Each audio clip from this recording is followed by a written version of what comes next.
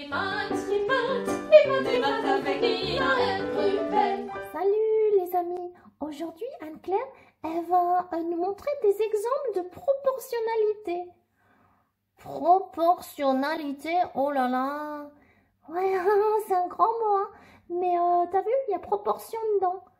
Ouais, proportion comme la fraction quoi, la proportion. Ben ouais, c'est ça. Allez, à tout à l'heure. Et oui, et commençons avec un premier exemple de deux grandeurs proportionnelles qui sont la quantité de fraises achetées et le prix que l'on paye pour celle-ci. Donc bien sûr, si pour une barquette de fraises nous devons payer 3 €, eh bien si nous en achetons 2, nous paierons 6 € et si on en achète 3, on paye alors 9 €, etc. On dit ainsi que le prix payé est proportionnel à la quantité qu'on achète. Regardons maintenant ce tableau qui nous indique combien de graisse nous trouvons dans un aliment donné en fonction de sa masse totale. Donc on voit que pour 100 grammes, on a 20 grammes de graisse.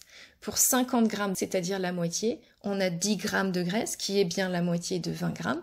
Et pour 20 grammes de cet aliment, nous voyons que la quantité de graisse est de 4 grammes, qui est en effet 1/5 de 20 grammes, c'est-à-dire 20 divisé par 5. Donc dans les trois cas de figure, on voit que le taux de graisse, c'est-à-dire la fraction de graisse, est de 20%. On peut donc dire que la masse de graisse est proportionnelle à la masse totale. Pour rester dans l'alimentaire, regardons ici ces 3 recettes de gâteaux.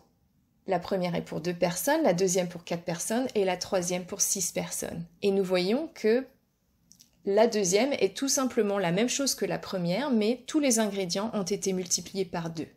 Et la troisième, c'est la même chose que la première, où tous les ingrédients ont été multipliés par 3. Cela signifie que la quantité pour chaque ingrédient est proportionnelle au nombre de personnes. Et on voit aussi que, en fait, chaque ingrédient est la même fraction du tout pour chacune des recettes. On va dire que les ingrédients dans toutes les recettes sont dans les mêmes proportions, comme on le voit sur ce diagramme ici. La taille du gâteau devient de plus en plus grande, mais les proportions des différents ingrédients à l'intérieur du gâteau sont les mêmes.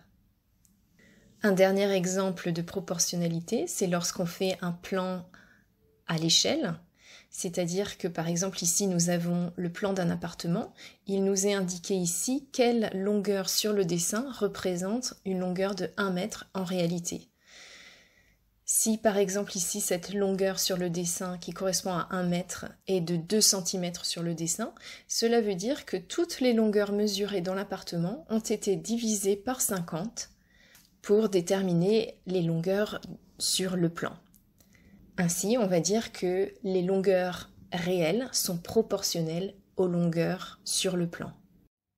Ouais, ben Anne-Claire, elle s'est trompée, hein, parce que le prix des fraises, c'est pas toujours proportionnel à la quantité de fraises.